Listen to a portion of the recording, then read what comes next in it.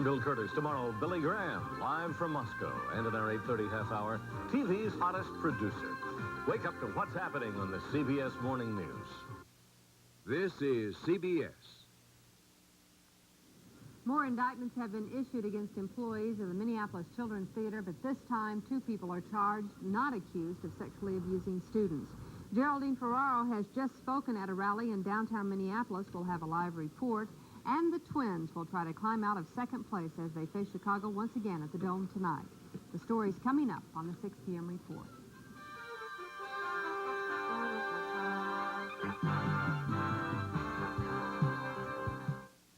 Hey, folks, your Datsun dealers dare you to compare our Sentra to the competition. Compare Sentra for quality.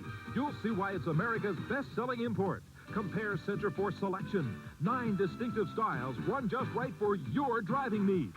Compare Sentra for price, just $53.99.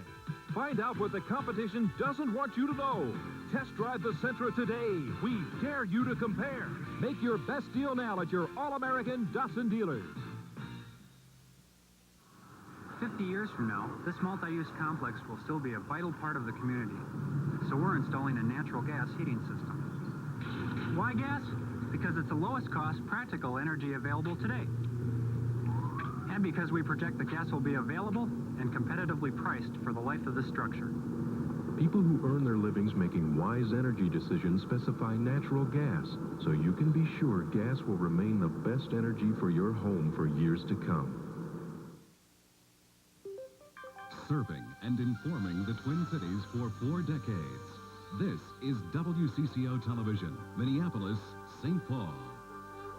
And now, Dave Moore, Pat Miles, Mike Fairborn, and Ralph John Fritz bring you Channel 4's 6 p.m. report.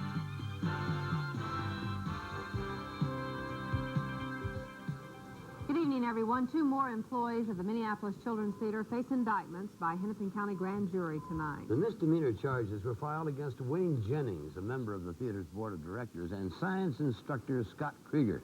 But there's a different twist in this one. The latest indictments do not allege sexual abuse of students, but rather failure to report suspected incidents of abuse. Barb Brown reports. Children's theater officials are reveling in excellent reviews of their first production this season. And they say the new indictments against Dr. Wayne Jennings and Scott Krieger are unwarranted. We are indeed supporting these people based on the information we have. We believe they have reported in every instance cases which, in their judgment, they believed appropriate to report in accordance with the law. But since Artistic Director John Donahue's arrest for sexual abuse, parents have raised concerns about why they weren't informed earlier by the school that the BCA was investigating abuse. One parent of a former Children's Theater student who declined an on-camera interview told us she and other parents had talked to Jennings about rumors of inappropriate behavior at the theater. She said Jennings told her he'd look into it, but had already checked out similar rumors and found no substantiation. Jennings' attorney, however, says the allegations against his client are untrue. And Edward Anderson says County Attorney Tom Johnson withheld evidence from the grand jury which would have exonerated his client. I can't understand how they could possibly have indicted Dr. Jennings on the information that was available. Johnson says absolutely no evidence was withheld. I'm prohibited by law from saying what was introduced or not introduced, but I can say clearly and sincerely that all evidence that was of an exculpatory nature was before the grand jury. Jennings and Krieger were released today without bond. Their next court appearances are scheduled for next month. Barb Brown, WCCO Television News, Minneapolis. In Chaska tonight, a jury continues deliberating charges of child sexual abuse against Robert and Lois Bentz. Each faces 12 counts for allegedly sexually abusing their 6-year-old son and 4 other children. This is the 3rd day of jury deliberations in this case. Andy Greenspan's in Chaska. He'll have a report should a verdict come in. Pet? Geraldine Ferraro is in the Twin Cities tonight. The Democratic vice presidential candidate is here to help raise money for the Mondale Ferraro ticket and also for DFL Senate candidate Joan Groh. Ferraro went to the Hennepin County Government Center in downtown Minneapolis this afternoon. Alan Cox is there now with a live report for us. She just wrapped up, did she not, Alan? Pat, she finished up a few minutes ago and should now be just about closing in on downtown St. Paul, where she'll be appearing at a fundraiser this evening.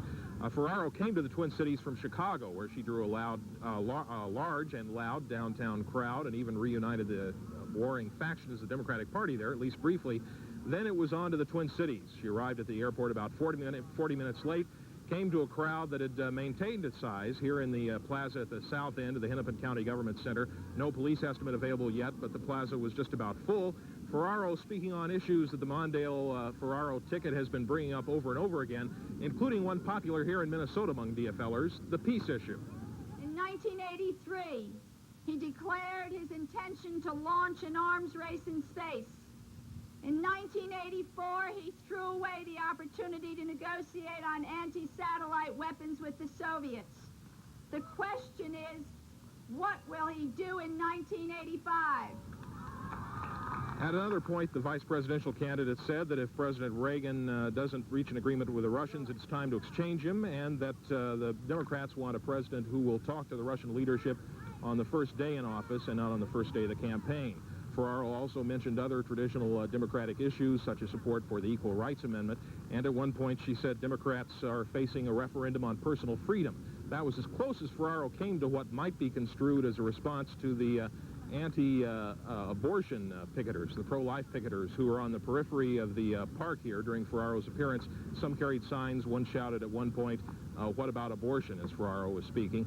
And there were also some signs of Women for Reagan and other Reagan-Bush signs, but it was largely a partisan DFL crowd supporting Ferraro and supporting Grow.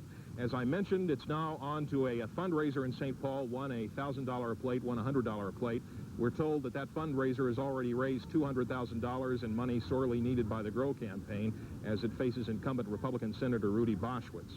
Karen Boros will be following the events later in the evening before Congresswoman Ferraro heads down to Dallas to finish her day, and Karen will have the report on the 10 p.m. report. Pat and Dave? All right, thank you very much, Alan. And ahead on the 6 p.m. report, authorities work to discover how toxic gas killed 2 men yesterday in a Champlin home. We'll have the story coming up.